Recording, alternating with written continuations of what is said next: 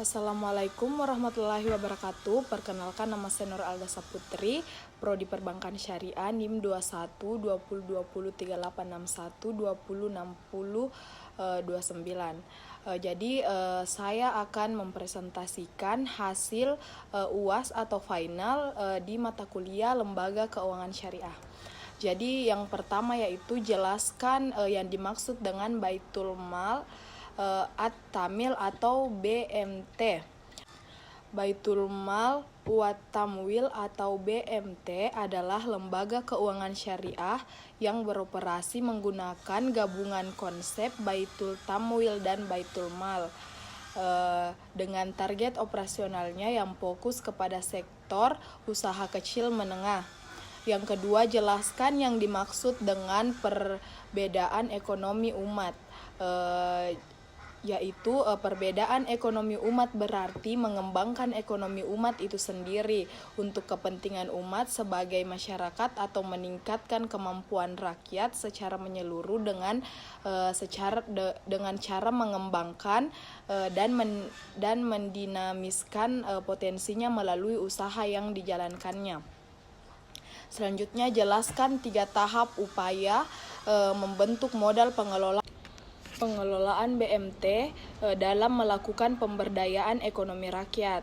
Yang pertama yaitu pembaharuan sistem pengelolaan dan efisiensi administrasi penyaluran BMT. Yang kedua, upaya pengelolaan pemberdayaan umat secara maksimal. Yang ketiga yaitu pembaharuan terhadap model dalam melakukan pengembangan BMT. Adapun yang keempat, jelaskan yang dimaksud dengan koperasi syariah dan sebutkan kendala apa saja yang dialami koperasi syariah dalam mengembangkan usahanya. Jadi koperasi syariah adalah koperasi yang kegiatan usahanya meliputi simpanan, pinjaman, dan pembiayaan sesuai prinsip syariah, termasuk pengelolaan zakat, infak atau sedekah dan wakaf.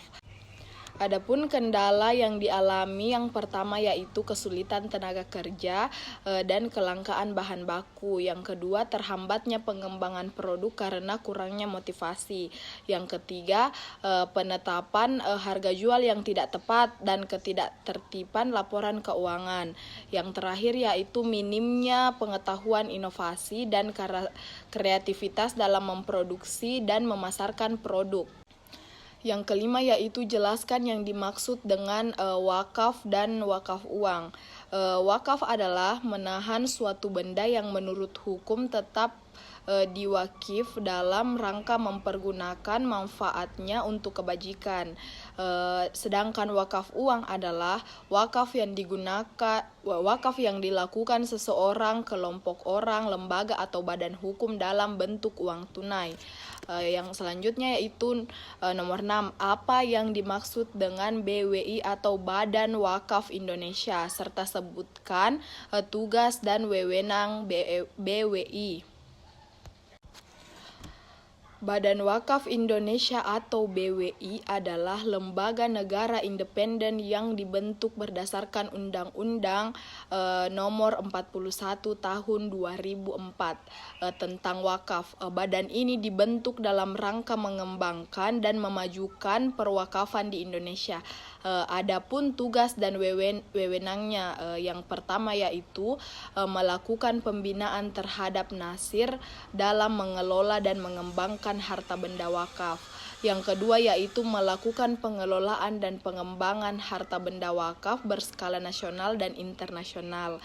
Yang ketiga yaitu memberikan persetujuan dan atau izin atau perubahan peruntukan dan status harta benda wakaf. Yang keempat, memberhentikan dan mengganti nasir.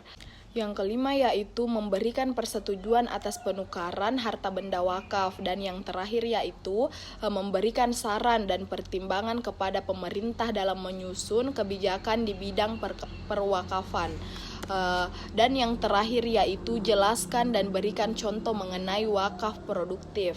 Jadi wakaf produktif adalah harta benda atau pokok tetap yang diwakafkan untuk dipergunakan dalam kegiatan produksi dan hasilnya disalurkan sesuai dengan tujuan wakaf, seperti wakaf tanah untuk digunakan bercocok tanam, mata air untuk dijual airnya, dan lain-lain. Cukup sekian dari saya. Assalamualaikum warahmatullahi wabarakatuh.